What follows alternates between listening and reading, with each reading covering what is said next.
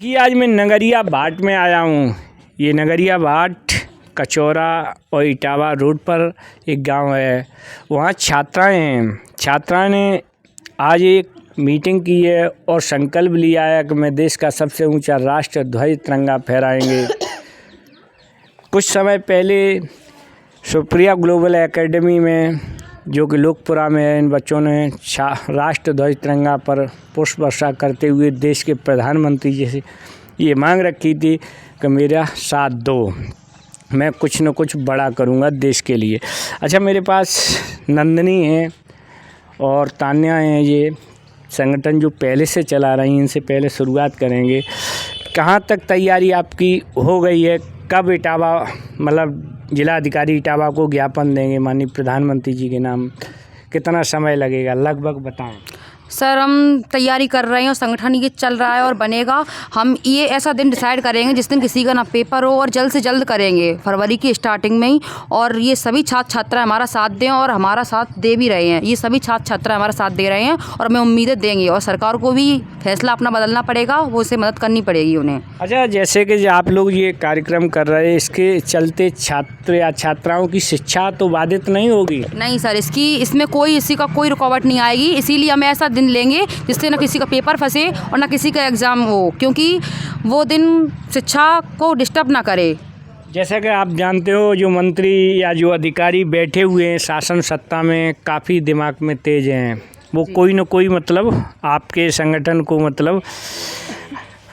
आपके संगठन को रोकने के लिए कोई न कोई आप पे गलती निश्चित निकालने की कोशिश करेंगे। इसके विषय में आप क्या कहना चाहते हो? वो गलती निकालेंगे, वो उनका काम है, लेकिन इनका ये काम गलत है, क्योंकि उन्हें हमें सपोर्ट करना चाहिए। अगर वो सपोर्ट नहीं कर रहे हैं फिर भी गलतियाँ निकालेंगे तो हम उसका भी हम तोड़ देंगे, उसे भी उनका जवाब देंगे, उनके सम्मान के साथ देंगे।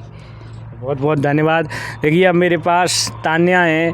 अच्छा तान्या, आप ये बताइए, देश में भारत बहुत बड़ा देश है, दुनिया का 7वें स्थान पे भारत है, बहुत बड़ी स्टूडेंट लाइफ है। अगर पूरे देश के स्टूडेंटों से क्या कहोगे?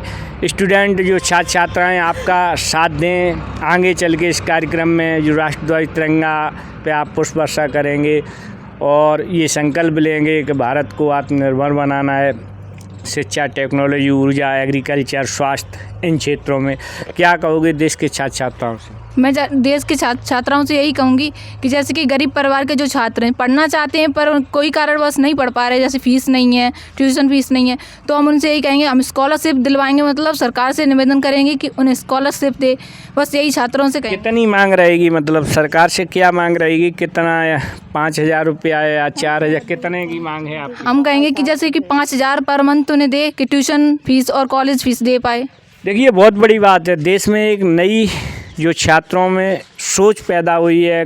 अगर कहीं न कहीं किसान और गरीब के बच्चा तभी आगे बढ़ पाएंगे जब सरकार उन्हें करीबन 5,000 रुपया प्रति महीना आर्थिक मदद दे। ये बहुत बड़ी बात है। किसानों के बच्चे अगर जाग गए तो कहीं न कहीं सिंहासन हिल जाएंगे भारत सरकार के या राज्य सरकार के। आज मेरे पास आयुषी राजपूत हैं। आप क्या विचार रखना चाहती हो संगठन के विषय में? सब पूछो तो क्या विचार है? कितने छात्र छात्राएं आप जोड़ रही हैं? आगे चल के कहाँ यहाँ लड़ाई, अगर तुम्हारी बात इटावा में मान ली गई तो ठीक है, न मानी गई तो आगे कहाँ आप विरोध प्रदर्शन करेंगी? सर, फिर हम दिल्ली भी करेंगे जाके वहाँ पे। सर, इटावा अगर मान ले तो अच्छा, अगर इटावा नहीं माने तो हम दिल्ली भी जाएंगे, वहाँ पे भी लड़ेंगे। और फिलहाल तो मैंने काफ़ी लड़कियाँ जोड़ ली हैं और भी जोड़ेंगे, और छात्री साहब। देखिए, एक बहुत बड़ी बात ये आयुषी राजपूत हैं जो कहीं ना कहीं पिता नहीं इनके, आर्थिक तंगी के चल के शिक्षा अवरुद्ध हो गई है, आगे नहीं पढ़ पा रही हैं। अगर कहीं ना कहीं भारत सरकार या राज्य सरकार ऐसी छात्राओं की मदद करें तो हो सकता है जी आगे की शिक्षा पढ़ने में कामयाब हो सकें। कहीं ना कहीं आर्थिक तंगी है, गरीबी है, परेशानी है, सरकार को ध्यान देना होगा।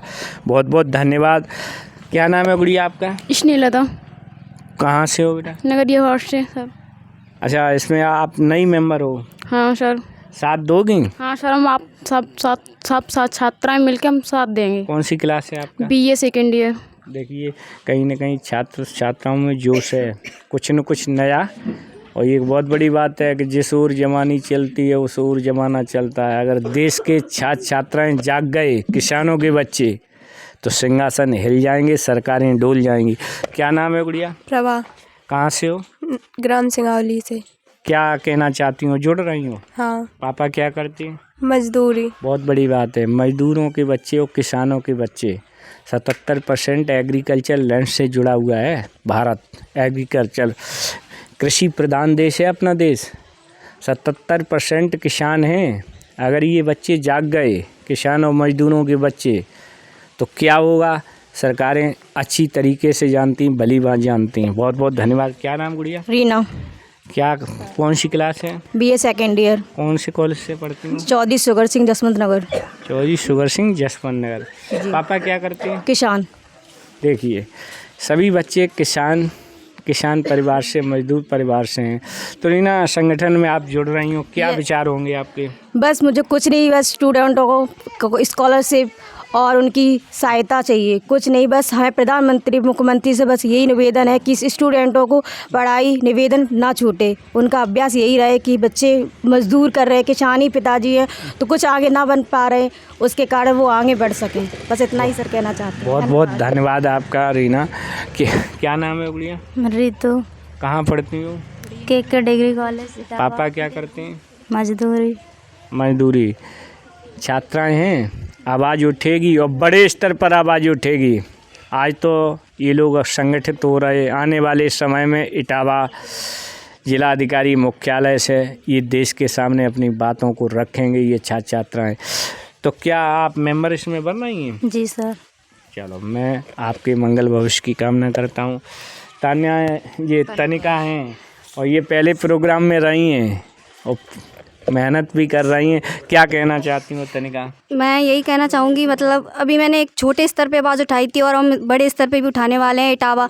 और मेरी सुनवाई अगर वहाँ पर नहीं होगी तो हम दिल्ली जंतर मंतर पे भी जाएंगे, अनशन पर भी बैठेंगे। शायद वहाँ पे हमें 15 दिन लग जाएँ, 8 दिन लग जाएँ, लेकिन हम तभी हिलेंगे वहाँ से जब हमारी मांगें पूरी कर दी जाएंगी। अच्छा, ये बताइए तनिका, आपके पापा आपका साथ देंगे? हाँ, बिल्कुल सपोर्ट करेंगे मेरे पापा, क्यों, वो किसान है, वो तो करेंगे ही सपोर्ट। माता पिता की सेवा करती हो? हाँ, करते हैं, हम चाय बना के भी पिलाते हैं उन्हें। चलो, ये भी होना चाहिए, थोड़ा जगह दो। क्या नाम है गुड़िया? गुड़िया राजपूत। कहाँ यहीं इसी गाँव से? हाँ, नगरिया बाट। क्या मतलब पापा क्या करते हैं? मजदूरी। हैं? मजदूरी। ठीक ठीक। संगठन से जुड़ना चाहती हूँ? हाँ जी सर। आप कौन सी क्लास है आपकी? 10th। कौन से स्कूल से हो? जनता इंटर कॉलेज। ट्यूशन वगैरह पढ़ती हो? देखिए, बहुत बड़ी बात है। मजदूर के बच्चे हैं, किसान के बच्चे हैं, ट्यूशन नहीं ले पाते हैं। कल अगर कोई IAS बनेगा, PCS बनेगा, अधिकारी का बच्चा या पैसे वाले के घर से, तो आप लोग कहोगे कि मेरे बच्चा ने पढ़ाई की है, पढ़ा है। ये कैसे पढ़ पाएंगे? कहाँ से पैसा आएगा? कौन जिम्मेदार है? जिस देश में, हमारे देश में अडानी जैसे उद्योगपतियों का 1,15,000 करोड़ रुपया माफ़ कर दिया जाता हो, उस देश में के ऐसे बच्चों की थोड़ी आर्थिक मदद नहीं हो सकती है? माननीय प्रधानमंत्री जी ध्यान दें, ये बच्चे आ रहे हैं, कल अपना अधिकार आपसे मांगेंगे। क्या नाम है गुड़िया? मोनिका। कहाँ रहती हूँ? नगरिया बाट। अच्छा, पापा क्या करती हैं? खेती। किसान के बच्चे हैं, तो संगठन से जुड़ना चाहती हाँ हूँ? सर, मैं जुड़ना चाहती हूँ और भी लोगों से कहूँगी कि जुड़ें आप भी। ये कहीं ना कहीं एक बहुत बड़ा कार्यवाह कल इनके साथ होगा कि ये छात्राएं हैं और मातृशक्ति अगर सरकार के सामने आ गई तो सरकारें हिल जाएंगी। इनकी बात पर बहुत जल्द ध्यान देना होगा। बहुत बहुत धन्यवाद। क्या नाम है? लक्ष्मी। कहाँ से हो बेटा? नगरिया बाट। पापा क्या करते हैं? मजदूरी। कौन सी क्लास बताइए? First year. ट्यूशन वगैरह पढ़ती हूँ? नहीं। देखिए, अगर यहाँ ही कोई सरकारी कर्मचारी का बच्चा होता तो वो ट्यूशन कोचिंग कई एक अच्छे टीचरों से लेता होता। कैसे हम कहेंगे कि ये बच्चे IAS PCS बनेंगे? देश को ठगा जा रहा है। केवल इनके दिमागों को डाइवर्ट कर रहे हो आप लोग। इन्हें भी आगे बढ़ने का मौका दो। कैसे ये पहुँचेंगी? महिला आयोग की मेंबर कैसे बनेंगी? हैं? इटावा, औरैया, करीबन 4-5 डिस्ट्रिक्ट ऐसे हैं जिसमें कोई महिला आयोग का मेंबर भी नहीं है। इन्हें अपने अधिकारों का पता नहीं है। ठीक है, इन्हें भी शिक्षा का मौका दो। ये सरकार की जिम्मेदारी है। सरकारी स्कूलों में कैसी पढ़ाई होती है ये पूरा देश जानता है। कोई भी सरकारी अधिकारी या कर्मचारी का बच्चा आपको सरकारी गवर्नमेंट स्कूल में नहीं पढ़ता दिखाई देगा। वो प्राइमरी और जो प्राइमरी इत्यादि स्कूल गाँवों में कोई सरकारी कर्मचारी का बच्चा नहीं पढ़ता। आखिर क्यों? क्योंकि वो जानते हैं इस स्कूल के पढ़े हुए बच्चे आगे नहीं निकल पाएंगे। शिक्षा नीति में बदलाव लाना होगा। बहुत धन्यवाद। बहुत बहुत। क्या नाम बेटा? सलोनी। कहाँ से हो? ग्राम नगरिया भाट। क्या संगठन में जुड़ोगी? हाँ सर। पापा क्या करते हैं? किसान हैं। चलो बहुत अच्छी बात है। ये सभी बच्चे किसान के हैं। और कोई बच्चा रहे? आप क्या नाम है बेटा? सर निर्मला। हैं? निर्मला। इसी गांव से हो? नहीं, हम ग्राम संगावली से हैं। कौन सी क्लास है? सर मैंने इंटर किया है। इंटर। ट्यूशन वगैरह पढ़ी आपने? नहीं, ट्यूशन वगैरह कुछ नहीं। पापा नहीं? मतलब पापा मजदूरी करते हैं।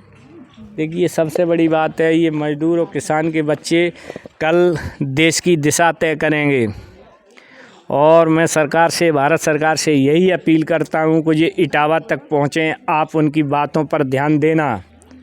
अगर ये इटावा से ऊपर अगर पहुँचे, लखनऊ या दिल्ली में पहुँचे, तो सरकार के लिए बहुत बड़ी गले की फांस बन जाएंगे। ये बहुत बड़ी सच्चाई है, क्योंकि ये जान गए हैं कि हमारा अधिकार कौन ले रहा है। जो हमारे देश में IAS PCS और राजनेता, मंत्री, विधायक छुट्टी के दिनों का वेतन डकार जाते हैं। अगर कोई भी IAS PCS एक दिन, अगर 4 दिन की छुट्टी है, सरकारी छुट्टी है, तो एक दिन में 5 से 8 हज़ार रुपया वेतन एक दिन का बनता है।